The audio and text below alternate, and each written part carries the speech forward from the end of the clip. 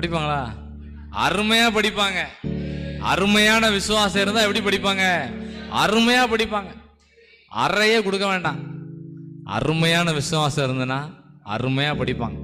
ஒரு பையன் 11ஆம் நம்மளோட படிக்க வந்தான். 11ஆம் வகுப்பில் ஃபெயில் ஆகிட்டான். ஃபோன் பண்ணி சொன்னான், ஃபெயில் ஆகிட்டேன், நன்மைக்குன்னு சொல்லிடான்னு. ஏன்னா ஃபெயில் ஆன நன்மைன்னு சொல்லி என்ன சார்ண்ணா? ஒரு இவன் பாஸ் பண்ண முடியாது, ஒன்றும் செய்ய முடியாது. ஒரு 10 தடவை ஏசப்பா நான் ஃபெயில் ஆனது நன்மைக்குன்னு சொல்லணும். எப்படியோ சொல்ல வழியிலும் சொல்லிட்டான். ஒரு 2-3 வருஷம் கழிச்சு ஃபாரின் ஒரு நம்பரில் ஃபோன் வந்துச்சு. சார் ஃபெயில் ஆனது நன்மைக்குன்னு வந்துச்சு. ஆமென். ஃபெயில் ஆனது ரொம்ப நன்மைக்கு அப்படின்னா. கடைசியில் பார்த்தா என்னடா நன்மைன்னு கேட்டா, 10ஆம் மார்க்கை வச்சு பாலிடெக்னிக் படித்தேன், ஏசி மெக்கானிக் ஆனேன், கத்தாரில் இருக்கேன், நல்ல சம்பளம் வாங்கிட்டு இருக்கேன், வீட்டுக்கு அனுப்பிட்டு இருக்கேன், நல்லா இருக்கேன்னு சொன்னான். ஆமென். இதை கேட்க வீட்டில் சொல்லுவான். இதை பாருங்க சார் அழகா சொல்லுவாங்க.